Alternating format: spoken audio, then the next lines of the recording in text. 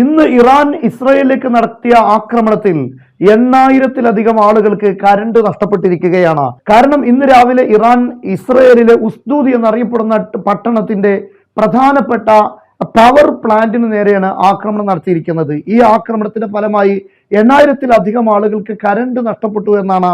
ആ മിസൈൽ അതിശക്തമായി വന്ന് പതിക്കുന്നതിന്റെ വീഡിയോ നമുക്ക് കാണാം. അതിനു മുമ്പ് ഇതുമായി ബന്ധപ്പെട്ട് ഇസ്രയേൽ തന്നെ ടൈംസ് ഓഫ് ഇസ്രയേലിൽ ഈ കാര്യം റിപ്പോർട്ട് ചെയ്തിട്ടുണ്ട്. Iran fires ballistic missiles at ഇസ്രയേലിലേക്കും ഇറാന്റെ ഭാഗത്തും ബാലിസ്റ്റിക് മിസൈൽ വരുന്നു. Israel electric corporation says missiles impact near strategic infrastructure facility in south. Strategic ഇൻഫ്രാസ്ട്രക്ചറിന് നേരെ ഇറാന്റെ ഭാഗത്ത് നിന്ന് ആക്രമണം ഉണ്ടായിരിക്കുന്നു. കോസ് ടെമ്പററി പവർ ഡിസ്റപ്ഷൻസ്, അത് ധാരാളം ഭാഗത്തേക്ക് കറണ്ട് സപ്ലൈ ചെയ്യുന്നത് തടസ്സപ്പെട്ടിട്ടുണ്ട്. Israeli drone shoot down over Iran. അതോടൊപ്പം മറ്റൊരു വാർത്തയും കൂടെ ചേർത്ത് പറഞ്ഞതാണ്. ഇറാന് മുകളിൽ ഇസ്രയേലിന്റെ ഒരു ഡ്രോൺ ഇറാൻ തകർത്തിട്ടുണ്ട്. ഇന്ന് നമുക്ക് ആ വീഡിയോ കാണാം.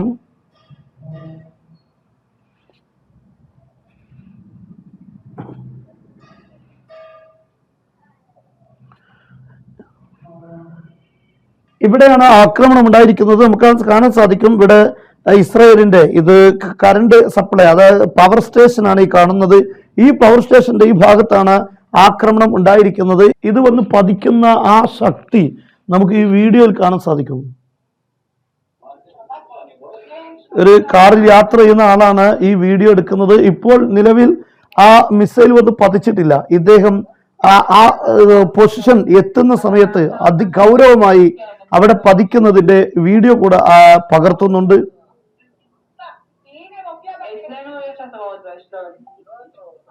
ഇവിടെ ഒന്നും പ്രശ്നങ്ങളില്ല, നേരെ യാത്ര പോയിക്കൊണ്ടിരിക്കുകയാണ്.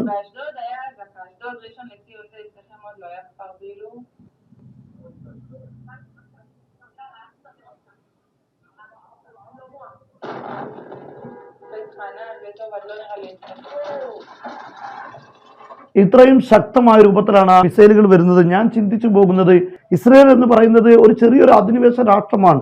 അതിന്റെ വിസ്തൃതി നോക്കുമ്പോൾ നമ്മുടെ സ്റ്റേറ്റിന്റെ അത്രയൊക്കെ ഉണ്ടാവുകയുള്ളൂ. എന്നാൽ സാമ്പത്തികമായും അതുപോലെ തന്നെ അമേരിക്കയുടെ എല്ലാ സപ്പോർട്ടും ആ രാഷ്ട്രത്തിനുണ്ട്. എന്നിട്ട് എന്തുകൊണ്ട് ഒരു ചെറിയൊരു ടെറിറ്ററി, ഇറാനെ പോലെയല്ല, ഇറാൻ ഇസ്രയേലിനെ അപേക്ഷിച്ച് എത്രയോ 10 മടങ്ങ് വലിപ്പമുള്ള രാഷ്ട്രമാണ്.